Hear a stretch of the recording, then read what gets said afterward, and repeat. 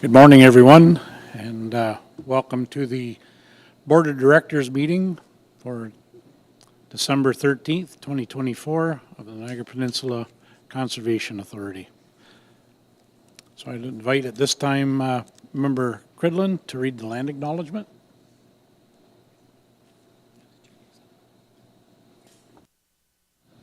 Thank you, Chair.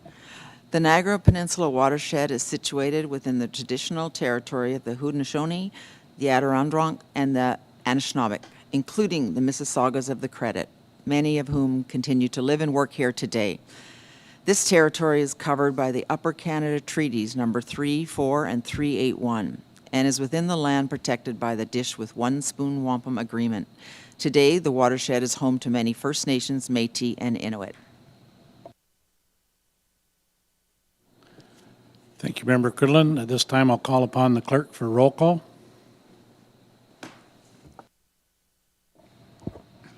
Chair Metcalf. Present. Vice Chair Beatty. Member Cridland. Present.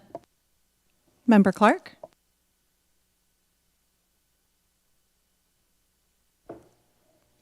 Member Clark, I see you. Member Grant. Present. Member Foster. Present. Member O'Neill. Member Seaborn. Present. Member Whitavine is also here. He's just off camera momentarily. Thank you for that. Member Whitavine, can I get a confirm? Can you hear me? Yes, I can hear you. Perfect. Yes. Thank you. And Member Taddison? That's quorum. Carry on, Chair. Thank you, Clerk. Approval of the agenda. We have two presentations today before us that are connected to discussion items. I suggest a friendly amendment so that we can address these items consecutively. And can I get a mover and seconder on the following motion? That the agenda for the full Board Authority meeting held December 13th, 2024 be amended to address item 9.4 immediately, following item 6.1, and item 9.5 immediately following item 6.2. Can I get a mover and seconder for that, please? Moved by Member Grant, second by Member Seaborn. All in favor? And that is carried unanimously. Thank you. Are there any conflicts of declaration of interest?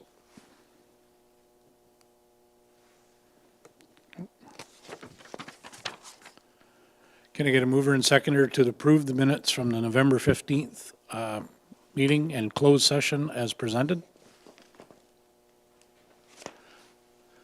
Moved by Member Cridlin, second by Member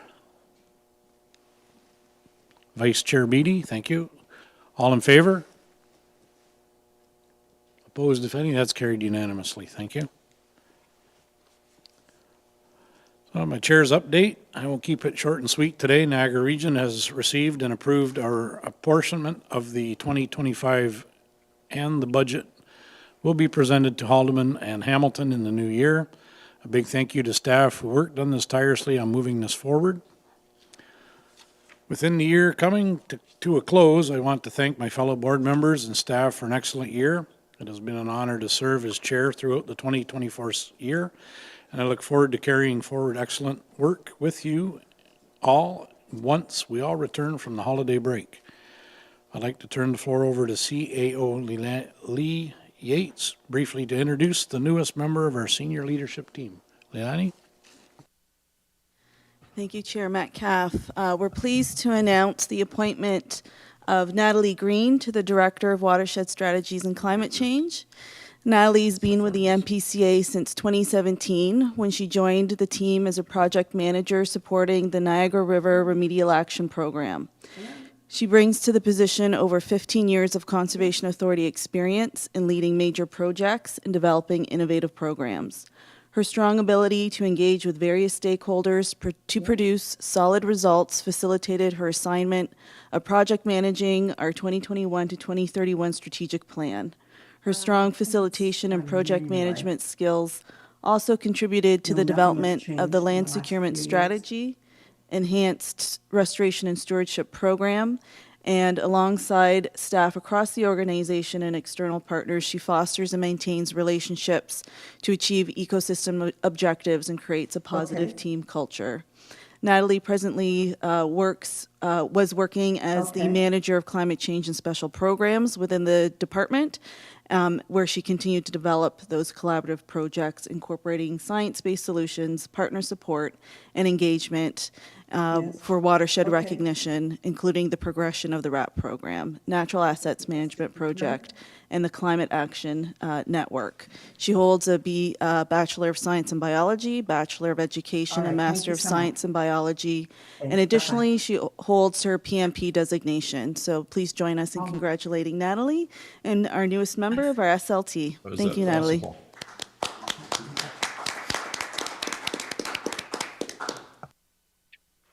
Thanks, Leilani, and congratulations. Could I just remind members that are participating that they mute themselves on their computers that are joining us by Zoom? I see that we have Member O'Neill and Member Taddison have now joined us, so we can add them to the roster and the roll call. Thank you, gentlemen.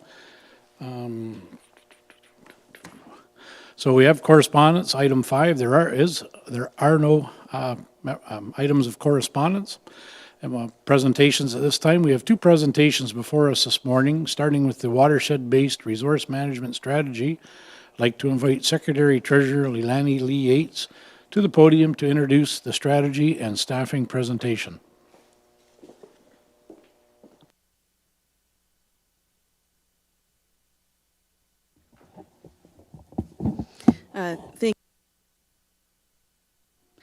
Thank you, Chair Metcalf. Shortly, Senior Manager Jeff Vercade of Integrated Watershed Strategies will be presenting our new watershed-based resource management strategy. I do want to thank, there was a large team that worked on this strategy as well as the conservation area strategy, and I want to thank them for all their efforts, as well as members of the public and the community who took the time to engage with us and provide input into these 2 strategies. Jeff will go over the details, but at a high level, these are requirements under the Conservation Authorities Act and related regulations that are due at the end of this year. So again, staff have done a wonderful job in listening to the public, the community, our staff, our board members, and incorporating all that feedback. So with that, I'd like to invite Jeff to the podium.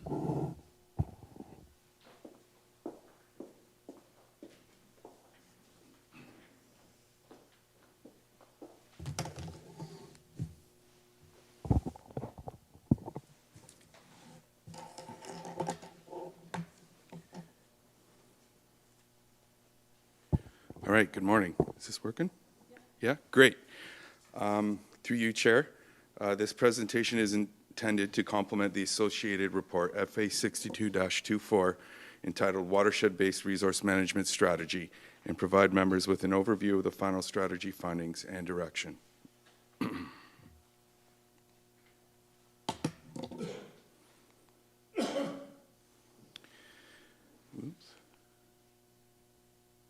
There we go. The presentation agenda for today outlines key sections of the watershed strategy very closely. An introduction and framing of its purpose will detail how it complements our existing strategic direction. A summary of predominant watershed issues will lead into a presentation of the mitigation actions that NPCA has recommended to address them and essentially enhance watershed-based resource management within the Niagara Peninsula watershed. It will wrap up with insight into the community engagement process that informed this strategy and a framework for implementation and regular review prior to questions. The NPCA has adopted an integrated watershed management approach to carrying out its programs and services.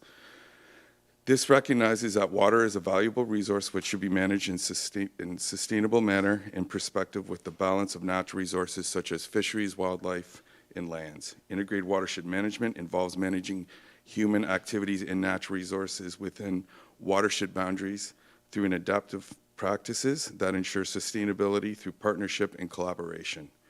This strategy enables the NPCA to make informed, science-based decisions and recommendations to protect watershed health and ensure a sustainable future. Climate resilience and adaptation is embedded with the NPCA's watershed management strategy, ensuring long-term environment and community sustainability. Integrated watershed management is strongly emphasized as the ideal approach with which to address the impacts of climate change, and this is highlighted appreciating the province's desire to orient watershed strategies towards climate action. Integrated watershed management is based on 5 principles that align with Conservation Authority watershed planning cycles. Number 1, they are watershed-based and informed by science. Number 2, they require us to manage natural resources and human activities together. Number 3, they consider the interests and needs of not just the environment, but also the economy and society, because they are connected and impact with each other in good and bad ways. Number 4, it relies on an adaptive management approach, which establishes a plan, implements the plan, monitors and reports, and then reevaluates and updates the plan if necessary. Number 5, it needs collaborative governance at many levels for shared decision-making and priority setting. Integrated watershed management helps us to focus on priorities and link strategies and actions leading to smarter, science-based decisions that ensure a long and healthy future. It is a way to view and characterize the functional dependencies between our mandatory programs and services and those that enhance the delivery and improve efficiency of their effectiveness in support.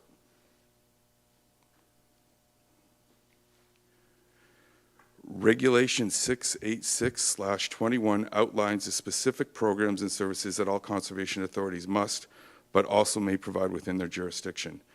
Category 1 and prospective Category 2 and 3 programming work complementary towards integrated watershed management when done so in an intentional and objective manner that the NPCA watershed-based resources management strategy recommends. The NPCA inventory of programs and services included in the watershed strategy identifies these in 3 categories of services as prescribed by the Act. Category 1 include mandatory programs and services that are essential services, such as natural hazard management, that all conservation authorities must deliver within their jurisdiction. These programs are eligible for cost apportionment or participating municipalities without requiring an agreement and are typically funded through a combination of municipal levies, user fees, and grants. Category 2 are municipal programs and services provided at the request of a municipality, such as tree planting initiatives and technical research that inform municipal decision-making. Funding for these services is contingent on memoranda of understanding or other agreements with the requesting municipality. The cost of these programs can be apportioned to participating municipalities and is supported through municipal levies, user fees, grants, and service agreements. Category 3 are other programs and services that are additional that the Conservation Authority deems necessary to further the purposes of Conservation Authorities Act, including activities like restoration projects and stewardship programs. These services may be partially or wholly funded by municipalities through cost-sharing agreements and are supported by municipal levies, user fees, grants, or other MOUs and service agreements. NPCA's inventory of programs and services was completed in 2022 in compliance with the Conservation Authorities Act and serves as a foundational element of the watershed strategy. This table further provides details on the funding mechanisms for each category of NPCA's programs and services. To facilitate the delivery of Category 2 and 3 services, NPCA has established municipal service level agreements with key partners, including Niagara Region, the City of Hamilton, and Haldimand County. These agreements are clear and sustainable. Additionally, NPCA can enter into service agreements with lower tier municipalities to further support the provision of Category 2 municipal programs and services. An example of Category 2 service would be the Trees for All program, for which the MOU is currently being considered by local partners. With all this in mind, the purpose of the watershed strategy is to assist the authority with evolving or enhancing the delivery of our programs and services, improve efficiency and their effectiveness in supporting those mandatory Category 1 programs and services in alignment with the NPCA strategic plan and the provincial regulatory framework. As a result, the watershed-based resource management strategy aims to guide the NPCA in managing water resources sustainably. Key objectives include enhancing watershed health, promoting climate resilience, and integrating stakeholder input. The engagement process is a call to action for interested parties to participate in shaping a sustainable future for the Niagara Peninsula watershed, and the strategy supports NPCA's commitment to protecting the Niagara Peninsula Conservation Authority's unique watershed and promoting community engagement.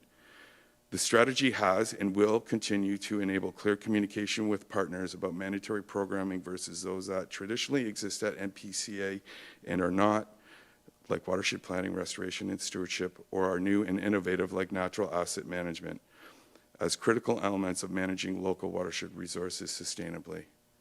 Mandatory programs and services under the Conservation Authorities Act do not ensure watershed sustainability alone, and a partnered approach to watershed-based resource management is intended to emerge from and be guided by this strategy. Watershed management plays a crucial role in addressing the impacts of climate change, and NPCA is committed to integrating climate action into its approach. The strategic plan outlines the guiding principles that already underpin our approach to watershed management and are further reflected in the watershed-based resource management strategy. We are committed to working with the watershed community and municipal partners to support and create climate-resilient and connected natural systems. Integrated watershed management is our approach to managing local natural resources in partnership with our member municipalities. Our day-to-day work conserves and restores our community's integral, ecological, socioeconomic, public safety, and health services. Watershed resources are green infrastructure and natural assets and essential to life. We seek to exemplify inclusion and equity through meaningful engagement and collaboration, and as a result, we are progressive, resilient, and adaptable, striving for continuous improvement and remain a trusted and valued partner as the purpose of the watershed resource management strategy shares.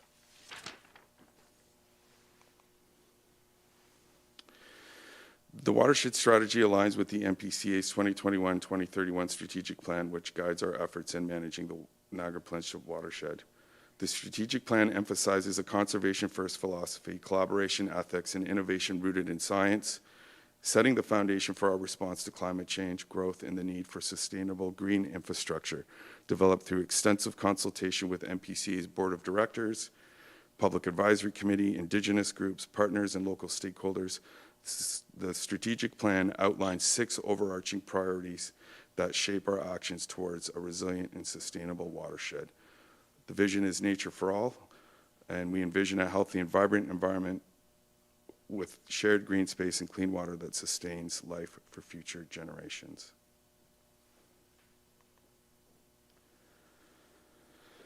A component of assessing the effectiveness of the delivery of Category 1 programs and services requires the NPCA to identify issues, risks, and gaps that limit the effectiveness of program delivery. Issues and risks can be assessed both at the watershed and program scales. This assessment provides an opportunity for the NPCA to evaluate the need for additional actions and/or support to strengthen delivery of Category 1 mandatory programs and services. Climate change refers to changes in long-term weather patterns caused by natural phenomena and human activities that alter the chemical composition of the atmosphere through the buildup of greenhouse gases, which trap heat and reflect it back to the Earth's surface.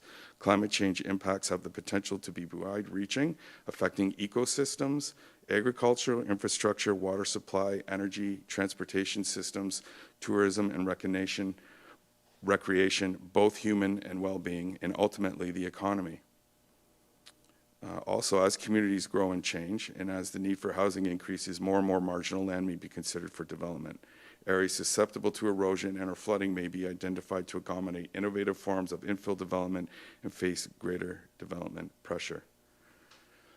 The loss of habitat, increased numbers of species at risk, and ongoing decrease in biodiversity remains a major threat to the function and health of the Niagara watershed natural areas and a healthy local ecosystem. The Niagara watershed is highly representative of the Carolina Life Zone, the most biodiverse and threatened region in all of Canada. Research has suggested to at least double the existing natural infrastructure in this landscape through the restoration of natural cover and increased protection of land through securement to guard over 40% of Canada's species and stabilize over 150 species at risk that find their home here. The NPCA's jurisdiction contains globally significant ecosystems. Invasive species are a major threat within Ontario and the NPCA's watershed as they become more abundant and widespread. These species outcompete native species and impact our watershed's existing natural heritage system and features. Devastation of local woodlots and forest patches from the emerald ash borer are readily evident throughout the NPCA jurisdiction. Phragmites invades the Niagara watershed as well, while many other invasive species are present in our natural areas, and new invasive species are reported ever more frequently. Watershed health is strongly influenced overall by water quality indicators. Impacts are well known in the Niagara watershed as documented through the NPCA's Ambient Water Quality Monitoring Program. Annual reports continue to indicate that many of the NPCA's watersheds have marginal to poor water quality.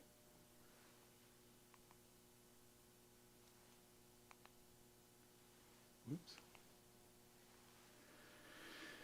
The theme emerging from the actions to mitigate watershed issues and challenges is enhancement.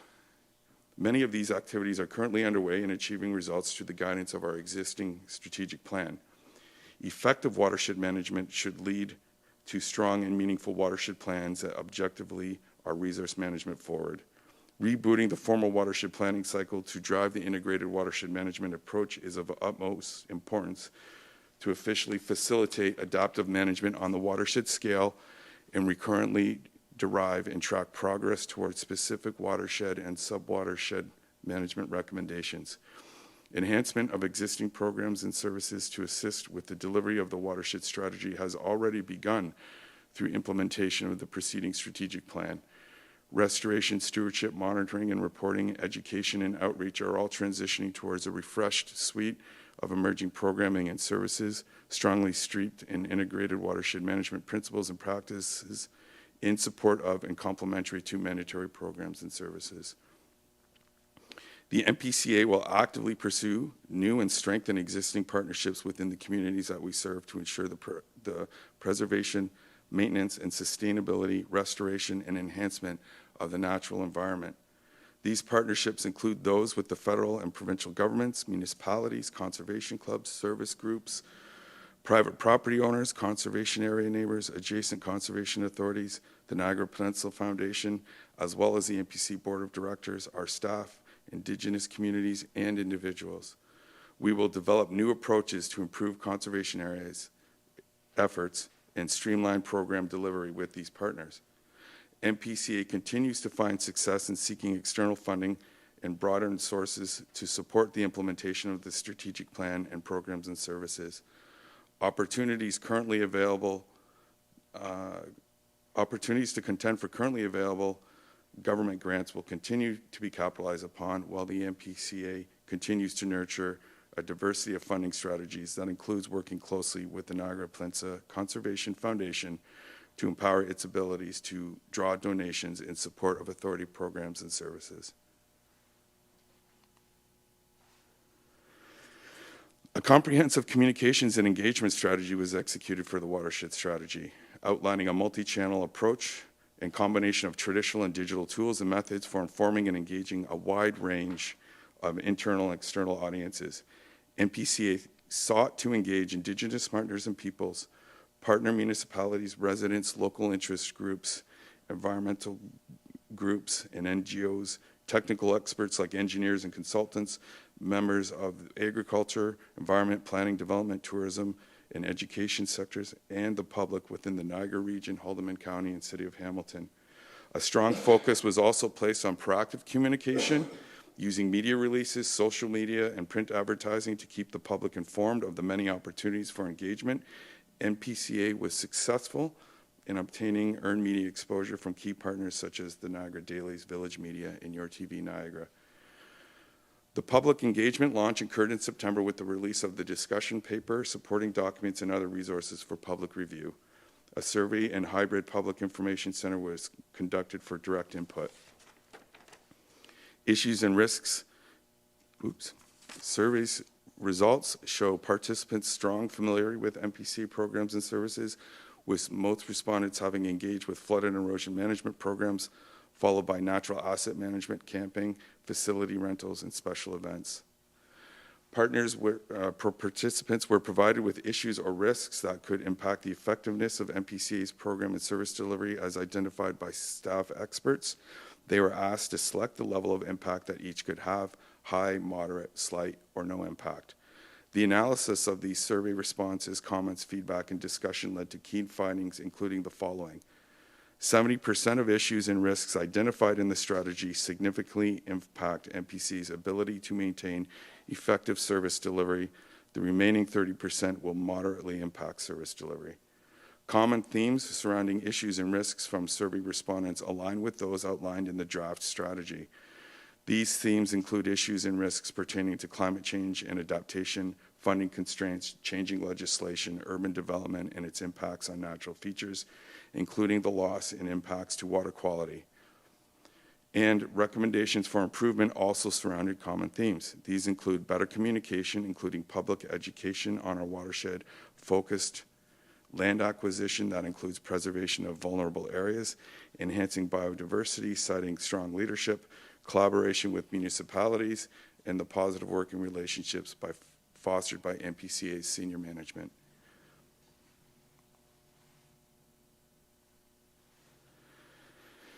Under Ontario Regulation 686/21 mandatory programs and services, the NPCA is required to identify a process for the periodic review and updating of the watershed strategy, including procedures to ensure stakeholders and the public are consulting during the review and update process. The watershed strategy is to be read as a living document. NPCA will commit to assess the need for a fulsome review of the watershed strategy on a 5-year cycle. Impacting factors like technological advances, socioeconomic changes, arising political and environmental issues will be analyzed to determine the level of public or the level of review required. Should there be exceptional circumstances that will warrant an earlier update to the strategy, like legislative changes, staff will seek to update the strategy and ensure compliance and alignment with governing legislation where required. An engagement plan will be developed for each update to the watershed strategy to ensure NPC's watershed partners, communities, Indigenous communities, and interested parties are appropriately consulted. Further, a work plan identifying key tasks and general timelines will be presented to the NPC Board of Directors upon initiation of an update to the watershed strategy. This framework for the watershed strategy provides a structured approach for periodically reviewing NPCA's inventory programs and services, ensuring that program descriptions and language remain consistent across all NPCA initiatives. By doing so, the strategy will help pinpoint opportunities to enhance or sustain watershed health, enabling NPCA to continuously adapt its efforts to meet evolving resource management needs within the Niagara Peninsula. Thank you for your time this morning. Board involvement is tremendously important in not only the development but implementation of the watershed-based resource management strategy. Understanding the watershed issues and sponsoring the mitigation actions remains critically coveted support as NPC ventures forward to strengthen partnerships to evolve and enhance both the existing and emerging complement of its integrated watershed management programs and services. Thanks.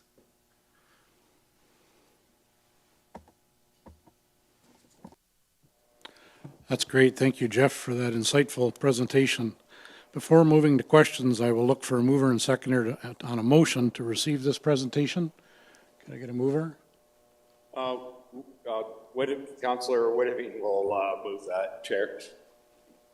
That was Albert. Okay, so that's moved by Member Whittington, seconded by Member Foster. Thank you.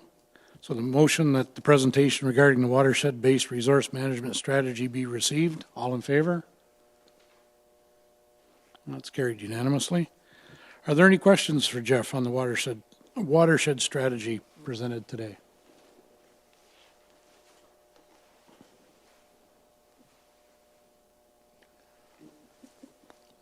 All right, seeing none, thank you, Jeff. That was a great. Mr. Chair, sorry, I just needed a minute here. So it's Member Whittington. I just wanted to make a comment, Mr. Chair, and thank Jeff and his team for allowing the agriculture community to comment on the draft strategy and also to thank him for taking some of our concerns and putting it into the document. So I just wanted to express that this morning. Thank you.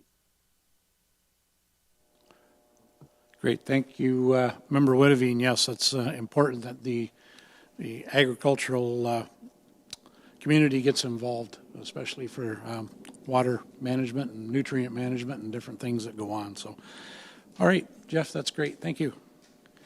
So can I get a mover and seconder for the recommendation before us that report FA 6224 Watershed-Based Resource Management Strategy be received? I'm sorry? It keeps going on the back. Oh, I'm sorry. There's a little more. And that the Watershed-Based Resource Management Strategy as presented in Appendix 1 be approved, and that staff be authorized to publish the watershed strategy on the NPCA website, and further that the watershed strategy be circulated to upper tier, single tier, and local area municipalities within the Niagara Peninsula watershed. So all in favor? And that is carried unanimously. Thank you. Up next, we have the Conservation Area Strategy. I will invite CAO Leilani Yates to return to the podium to introduce the strategy and the staff presenting the report. Thank you. Thank you, Chair Metcalf. Again, this strategy was a strong collaboration amongst various departments across our organization, as well as at a staff level who are on the front lines in conservation areas to provide input. And we also engaged with the community, and we thank you for all their input. So with that, I don't want to steal the thunder and give all the way the details, so I'll invite Eric up to present. Thank you.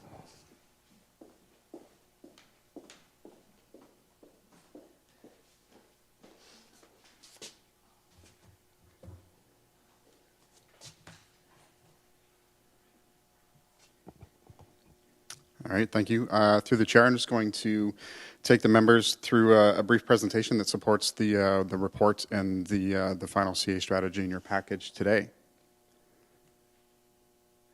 So just a brief outline. I'm going to take you through key contents of the strategy, put it in an NPCA context, and also talk about some of our key components of the strategy, things like the detailed discussion we had on goals and objectives.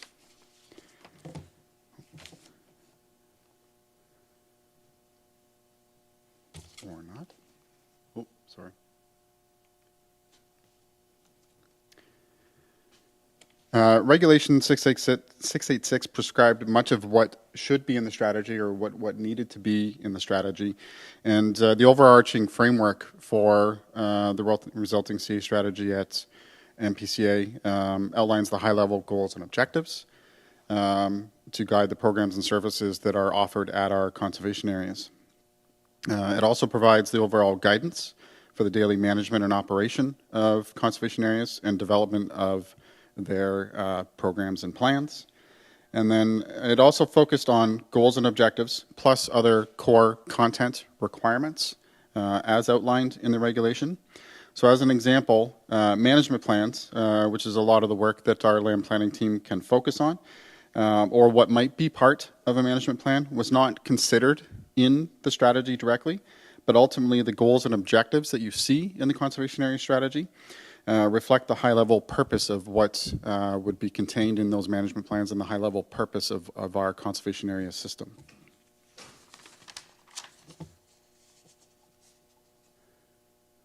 So to also put it in a higher-level planning context at NPCA, there are strong linkages between the conservation area strategy that you see in front of you and the NPCA strategic plan.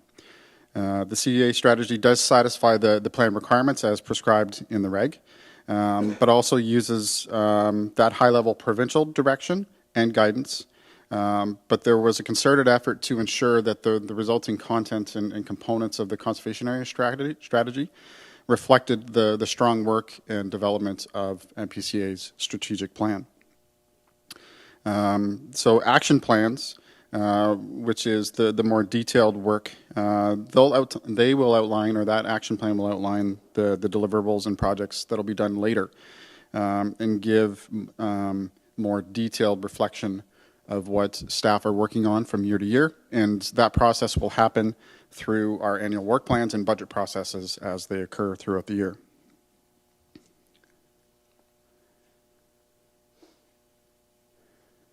We had a very strong community engagement or engagement process as part of the conservation area strategy, as did the watershed plan. And it was guided by a very collaborative process that emphasized the importance of engagement with a wide variety of interested parties. So key outreach efforts included a public information center, stakeholder meetings, direct emails, targeted social media campaigns, and the use of both in-person and online engagement opportunities. And it helped us access the entire suite of diverse stakeholders throughout the watershed. NPCA staff, board of directors, the public advisory committee, the Conservation Foundation also played an essential role in shaping the conservation area strategy. NPCA's Get Involved portal also served as a hub for the CA strategy as well as the watershed plan, and keeping the community informed and also inviting them to provide further input. And much of that input was received through a survey that many participants chose to participate in. In preliminary analysis of our survey responses, the feedback and discussions that we had also led to some key findings and how our community engages with our conservation areas. So a lot of the respondents visit NPCA conservation areas a few times per month to enjoy your typical activities like nature and exercise and improve their mental health. And they also value conservation areas because they offer that chance to connect with nature and enjoy passive recreation or a recreation type of their choosing. Earlier versions, so a draft version of the conservation area strategy had 5 goals and a set of objectives to go with them. Feedback on those goals and objectives was overwhelmingly positive, which was a great thing to see. 87% of the respondents agreed or agreed strongly with support for an early objective called protection and management. Another example, approximately 60% of survey respondents chose to take the next step and provide some additional written feedback on the survey questions and on the CA strategy content. Some of the common themes that came back from that feedback were things like biodiversity protection and enhancement, managing and controlling access to our conservation areas, climate change impact on our conservation areas, accessibility to green space, managing invasive species, signage and education, and a variety of other items. And this feedback was critical to shaping the final contents of the CA strategy that you see in front of you, and most importantly, those final goals and objectives that are in the CA strategy.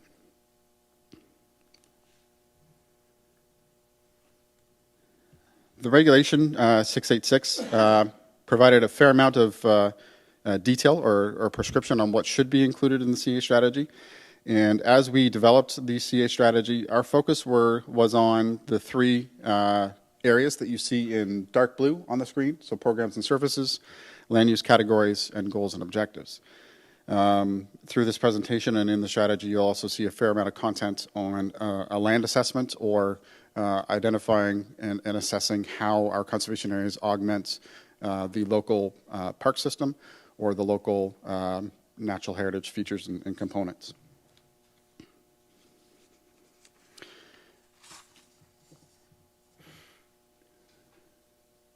So the CA strategy also had to identify the regulatory-based key service areas that are provided through our conservation areas.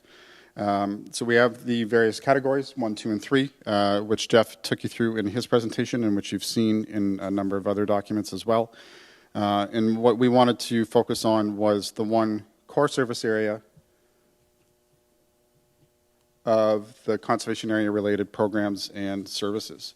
And within the strategy, we identified what some of these key service areas are, especially as they relate to conservation areas. So things like active recreation, which includes camping, weddings, education programs, enforcement of Section 29 of the Conservation Authorities Act, our land care program, so the daily management of our conservation areas, and also includes other core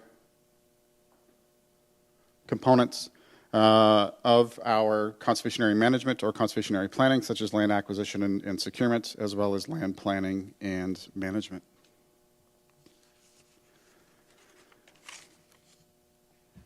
The assessment of our conservation area system and how it augments various natural and social features within the watershed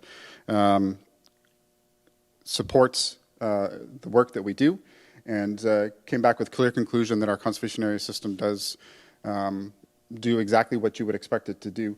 So this system here, this map here, takes you through a natural feature overlay. This is not a natural heritage system. It is not designed to prescribe policy or anything of that nature. It is merely just meant to reflect and illustrate how our conservation areas, shown in orange or the pinkish color there, how they interact with the natural features that exist in the watershed.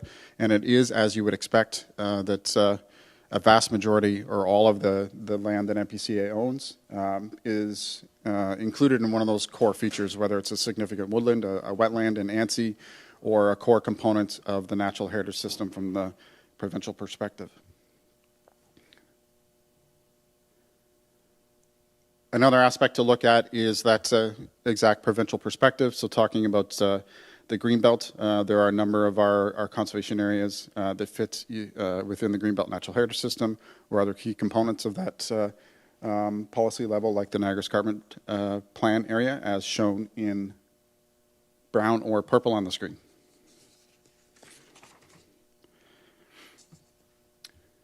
These last two maps are also critical to how we will shape our future work and work plan.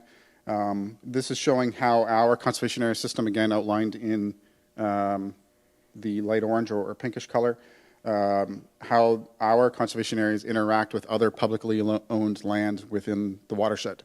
There are a number of other public parcels that are already directly adjacent to our conservation areas or in very close proximity to our conservation areas.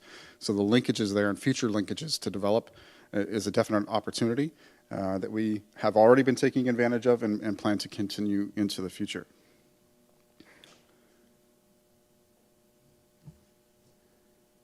Similar with our watershed trail system, we were looking to identify existing linkages just through trail features between public lands. And as you might expect, there are a ton available throughout the watershed. But I think this also highlights there are numerous other opportunities to truly link the entire watershed and all the member municipalities through NPCA conservation areas, as well as other public spaces.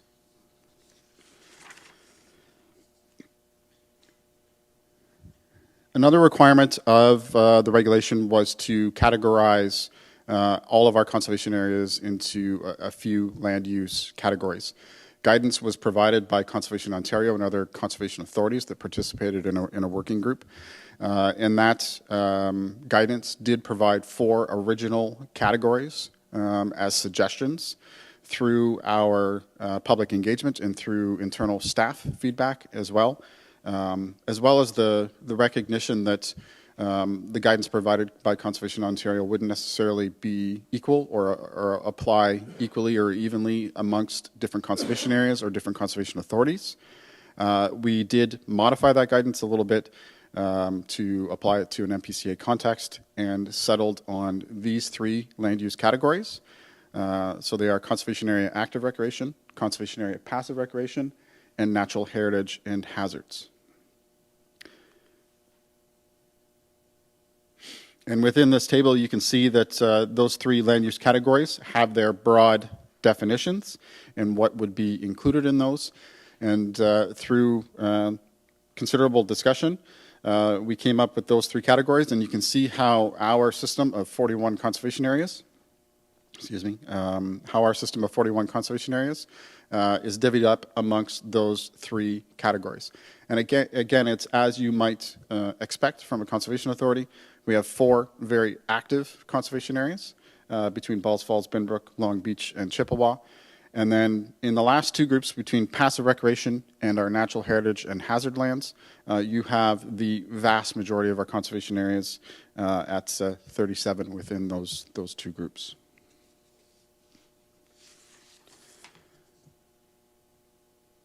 So now we have our goals and objectives. And just to provide some context, which is also in the strategy itself, when we talk about a goal, it's a long-term achievable result and supported by the series of objectives, which are shorter term, more defined, and more actionable. As I had mentioned earlier in the presentation, a draft version of the conservation area strategy had a set of 5 goals and objectives. We did narrow that down to the 4 that you see in front of you.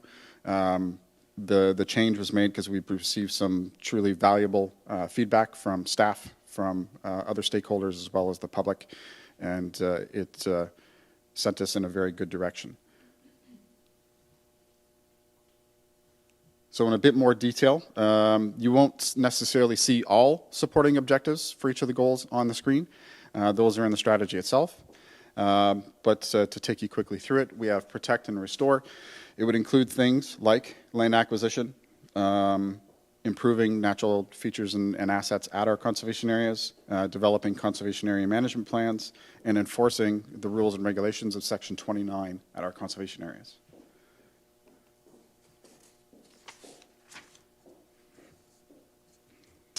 Connect and enhance, so cultivating strong partnerships, providing safe and inclusive nature-based experiences, as well as ensuring visitor experiences are improving by providing additional informational and educational signage, as well as wayfinding signage. Also working with our community to improve access to conservation areas for Indigenous people, gathering, ceremony, teaching, and cultural practices.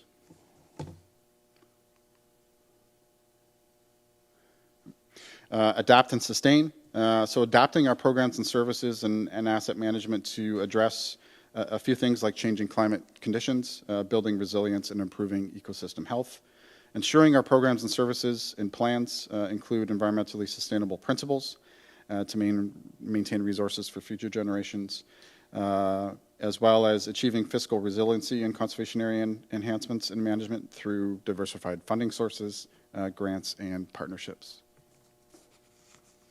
And finally, our 4th objective, inspire and engage, lead experimental nature-based education and recreation programs, create common ground for conservation-inspired action, and finally, expand Indigenous programming, storytelling, placemaking, and recognition at our conservation areas.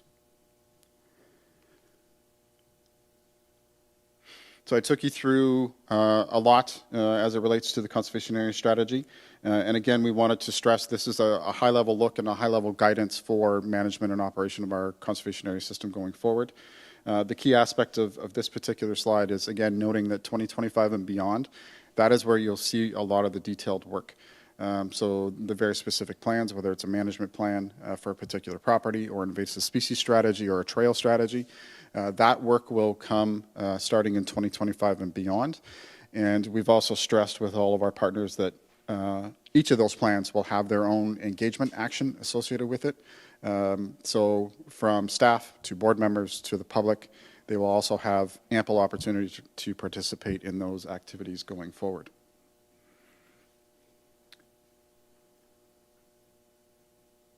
And that's it.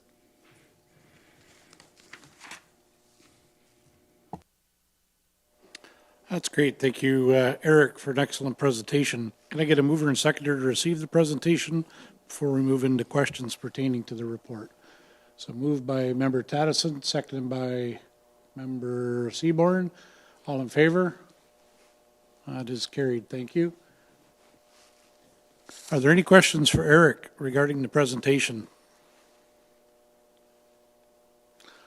Member Cridlin. Thank you. Through you, Chair. Again, thank you for the presentation. One comment and then a question. Certainly from when I reviewed it as a draft, when it came to the board before, I just echo what you're saying to us today is that the feedback has obviously been very significant to see the changes we're seeing in the final draft. So thank you to the public and all the participants and obviously the staff for putting this all together. It's very, very positive.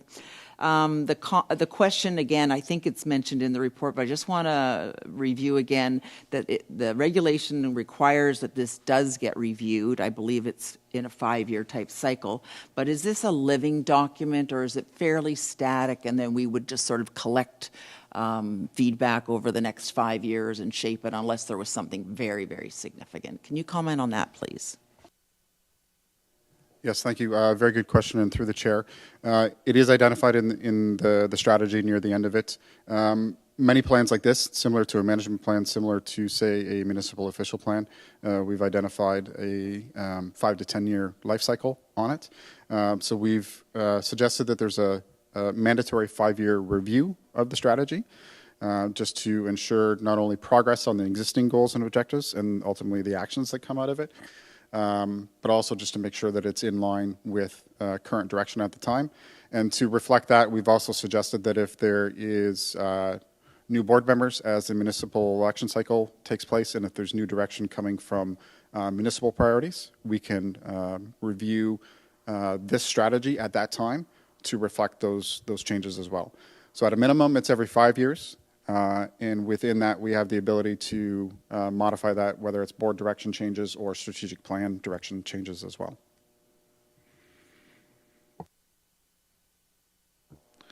Thank you for that, Eric. Are there any more questions? Okay. All right.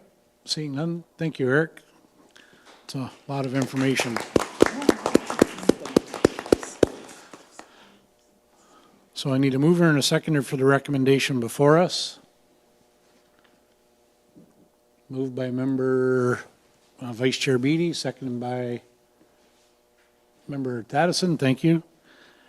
That report FA 6324 Conservation Area Strategy be received, and that the Conservation Area Strategy as presented in Appendix 1 be approved, and that staff be authorized to publish the Conservation Area Strategy on the NPCA website, and further that the Conservation Area Strategy be circulated to the NPCA watershed upper tier, single tier, and local municipalities.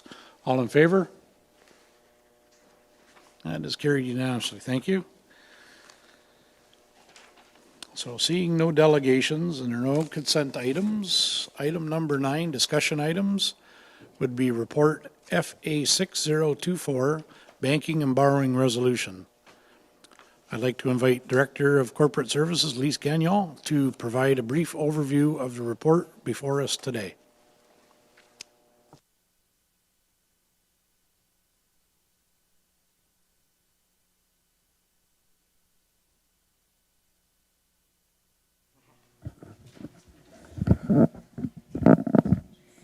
Thank you, Chair Metcalf. As part of the transition to the TD Bank, staff have reviewed the suite of banking and investment services to ensure that appropriate service levels for the organization going forward. Before you today is a banking resolution required to comply with banking protocols, NPCA's administrative bylaws, and meet regulations under the CA Act relative to a CA's ability to borrow funds. So to provide a bit of history and context, the last borrowing resolution that came before this board was in 2017, and I guess it wouldn't have been this board. And it provided for an overdraft to a maximum of $800,000.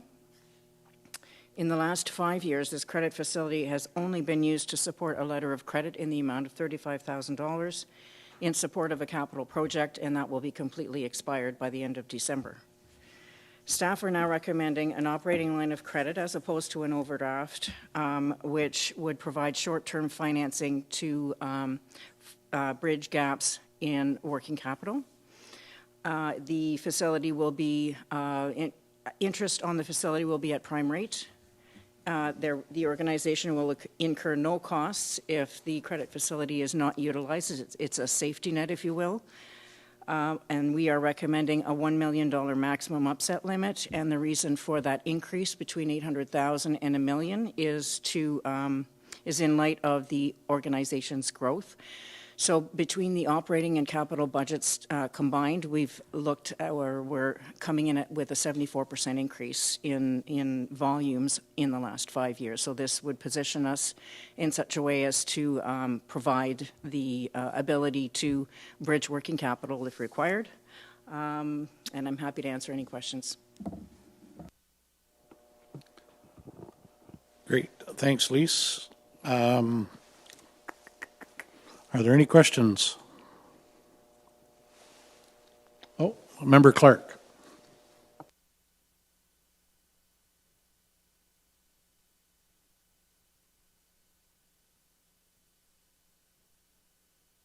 Member Clark, you might want to unmute yourself, please.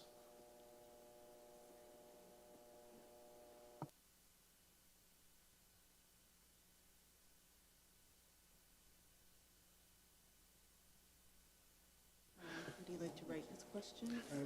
Could you type in your chat your question, Member Clark? Type it in the chat. We'll watch for it.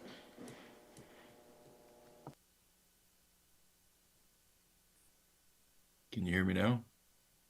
Oh, perfect. Thank you, Member Clark. Yeah, go ahead. Phew, I found the right button to push, and I'm usually pretty good at pushing buttons. I was asking a question about the interest rate on the line of credit.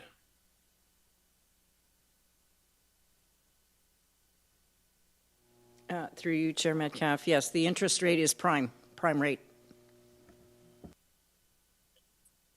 Interest rate, we won't incur any costs unless we utilize the funds. That's correct. And in the last 5 years, we've never utilized the funds. Chair, that this has been an ongoing practice of the NPCA. It has. Thank you. Those are all my questions, Chair. Thank you, Member Clark. Are there any more questions for Director Gagnon? Seeing none, can I get a mover and seconder for the motion before us? Moved by Member Clark, second by Member Tattison. All in favor? Oh, hang on, I'm going to read the report here. So that report FA 6024, the recommendations, whereas, this is a long one. Section 3(5) of the Conservation Authority Act authorities conservation authorities for its purposes to borrow on a promissory note of the authority such money as may be required until payment to the authority of any grants and sums to be paid to the authority by participating municipalities. Whereas the Niagara Peninsula Conservation Authority deems it appropriate to borrow such sums with the total borrowed amount not in excess of $1 million at any one time to meet approved administration, maintenance, and capital expenditures. And be it resolved that report FA 6024, bank borrowing resolution, be received, and that the Niagara Peninsula Conservation Authority be authorized to borrow from time to time from the Toronto Dominion Bank by way of a demand operating facility agreement executed and signed by the Chair, Vice Chair, CAO Secretary Treasurer, and Director of Corporate Services with the total amount not exceeding $1 million at any one time to meet the approved administration, maintenance, and capital expenditures. And further, that the Board of Directors be authorized the Chair, Vice Chair, CAO Secretary Treasurer, and the Director of Corporate Services to execute the required agreements and documents. So can I get a mover and seconder for that, please? I'm sorry, we already have that? Thank you. All right, just lost track there. So we're just calling the vote now. So all in favor? And that is carried unanimously. Thank you.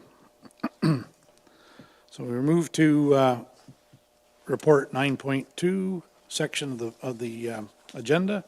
FA 6524, Public Advisory Committee Member Recruitment.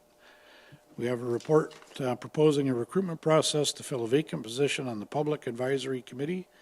I'll invite Manager Davis to provide an overview and answer members' questions that they may have. Go ahead, Member Davis.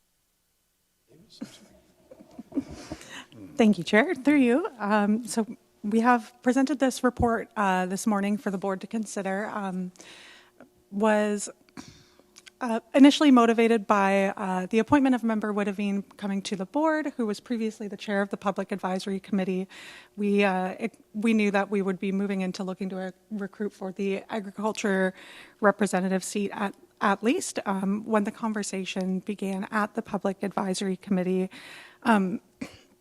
there was discussion around the table about some waning of attendance. So we connected with members who had not been attending as frequently, and it wound up that we actually need to recruit for 3 positions. So we're looking to recruit members for the business/industry representative, the development and building representative, and the agricultural representative.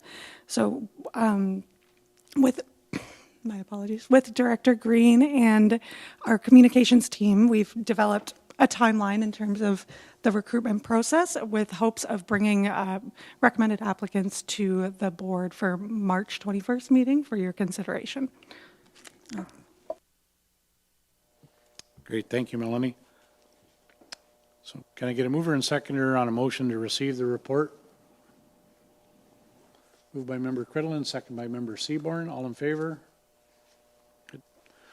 So the motion that report FA 6524, Public Advisory Committee member recruitment be received, and that staff be directed to proceed with Public Advisory Committee member recruitment as outlined herein, and further that the report FA 6524 and Public Advisory Committee terms of reference be circulated to partner and local area municipalities to support committee member recruitment.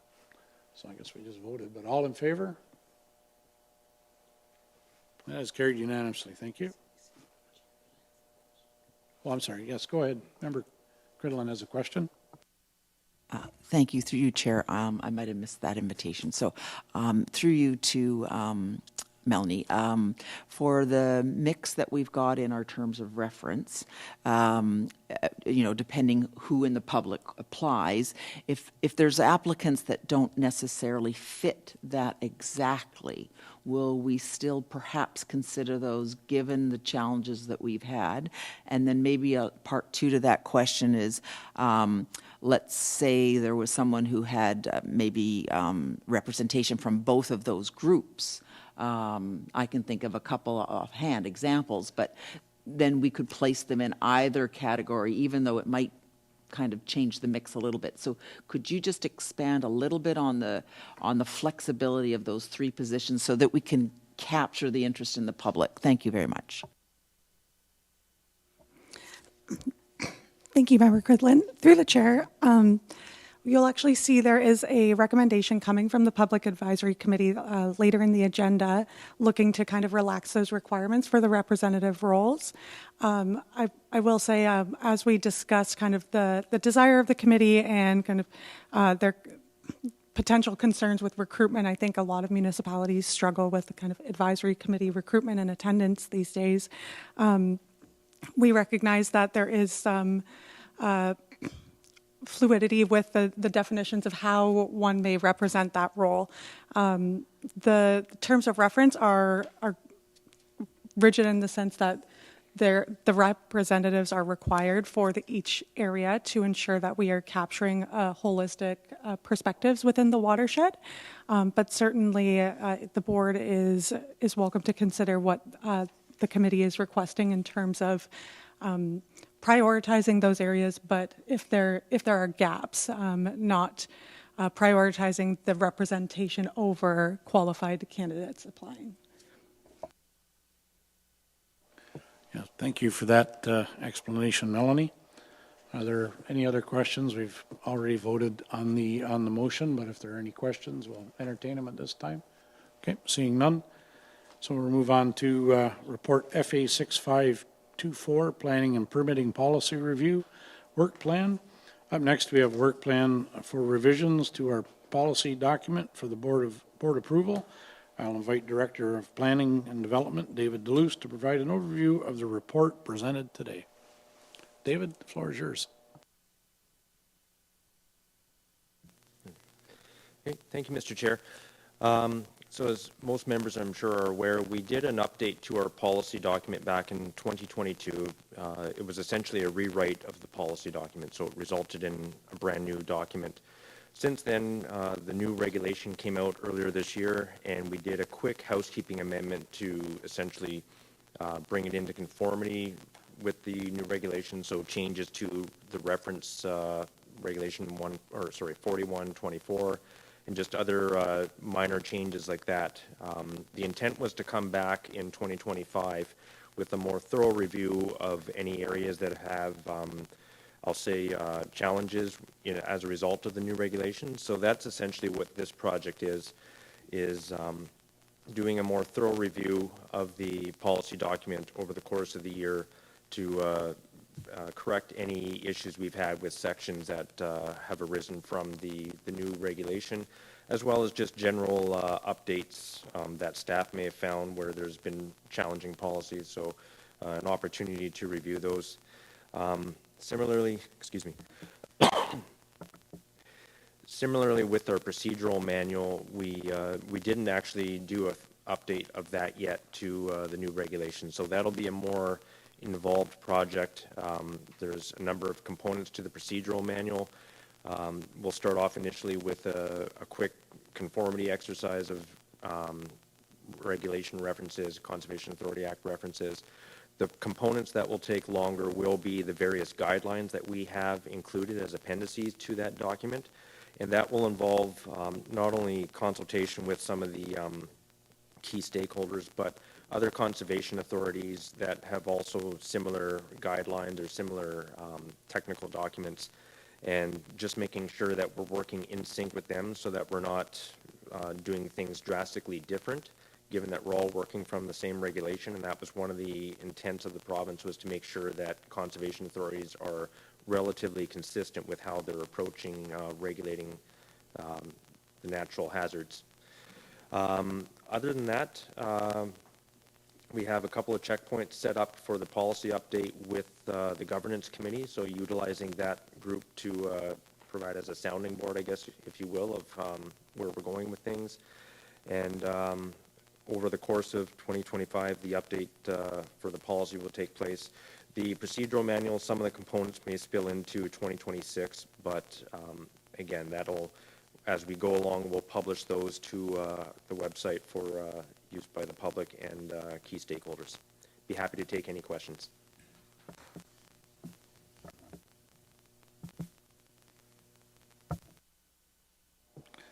Thank you, David. Are there any questions regarding this report for Director DeLuce? Seeing none, thank you, David.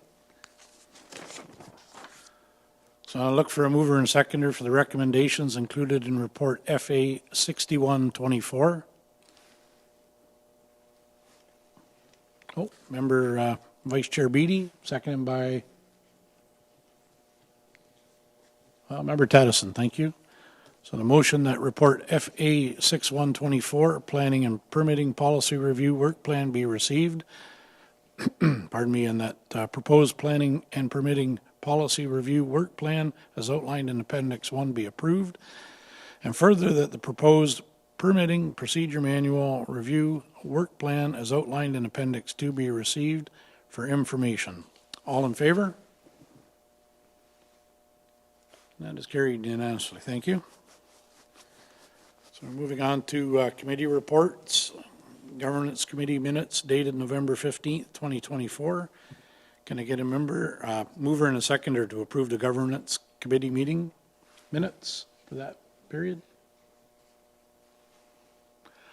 Moved by Vice Chair Beatty, seconded by Member Tadison. Thank you. Motion that the Governance Committee minutes dated November 15th, 2024 be approved. All in favor? That is carried unanimously. Thank you. Moving on to Public Advisory Committee minutes dated November 26, 2024. We also have a Public Advisory minutes before us today with a recommendation pertaining to the recruitment efforts for the committee, which reads that the verbal update regarding committee members' recruitment be received, and that pending recruitment initiatives indicated that priority will be given to candidates who can advise based on expertise in the respective areas identified within equity deserving groups. And further, that the Public Advisory Committee requests that the NPCA Board of Directors consider relaxing the sector requirements for the recruitment of the following vacant positions. 1 agricultural representative, 1 from the business industry representative, and 1 development and building representative. Do members have any questions for staff regarding the recommendation? Can I get a mover and seconder to approve the minutes before us? Member Seaborn, question or moving it? Okay, so moved by Member Seaborn, seconded by Member Vice Chair Beatty. Thank you. So the motion that the Public Advisory Committee minutes dated November 26, 2024 be approved. All in favor? Oh, did you want to ask a question? Okay, yep, go. Before we vote, or take the vote here, Member Cridlin? Thank you. My apologies. Through you, Chair, and I know it's sort of been touched on already, so thank you for that. I just want to clarify then that this motion is just for this particular intake at this time. So, thank you. Yes, that's correct. The request was to consider relaxing those requirements for this recruitment initiative. If there was desire to make those changes moving forward, that would be something that would be encompassing a more holistic terms of reference review. Thank you. So are there any other questions before I call the vote? All in favor? And that is carried unanimously. Thank you.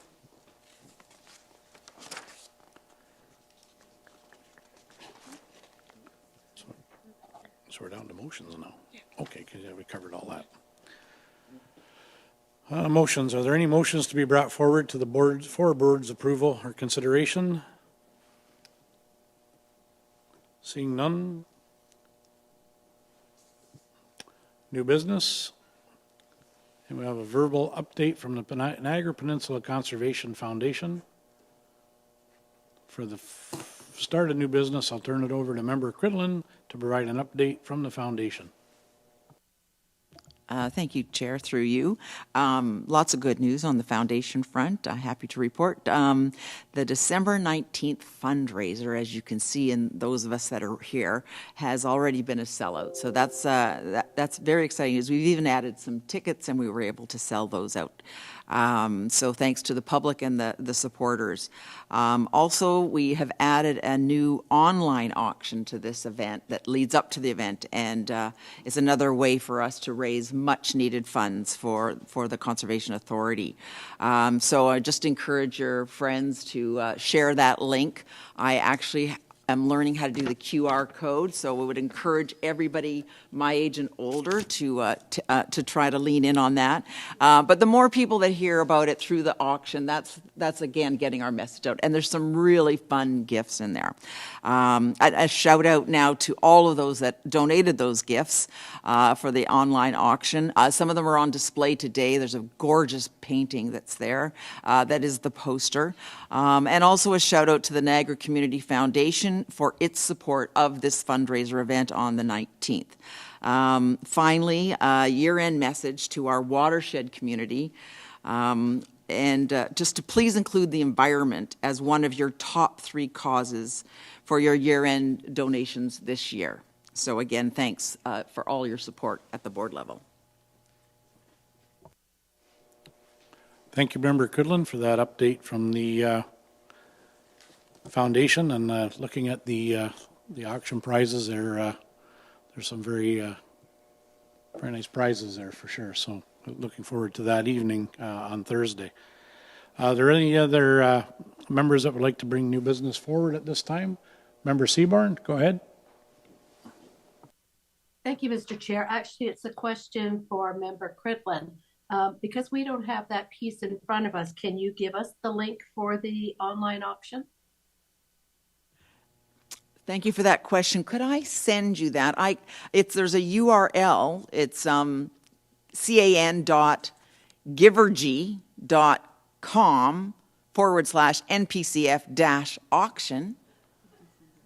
You can send it to me. All right, there you go. I've got that out to you. Or I could hold the QR code up. This is what we're supposed to be doing. All right, thanks for that. Thank you. Yeah, technology is wonderful when it's available and readily available, I should say. So seeing no other questions or any new business, we'll be moving into closed session. We will not be returning from closed session to back into open. So at this time, I would like to thank our followers that have been live streaming us through the year, and I wish them a very joyous and happy holiday season and prosperous and healthy new year. So we'll see you back in 2025 in our first meeting in January, or February. Thank you.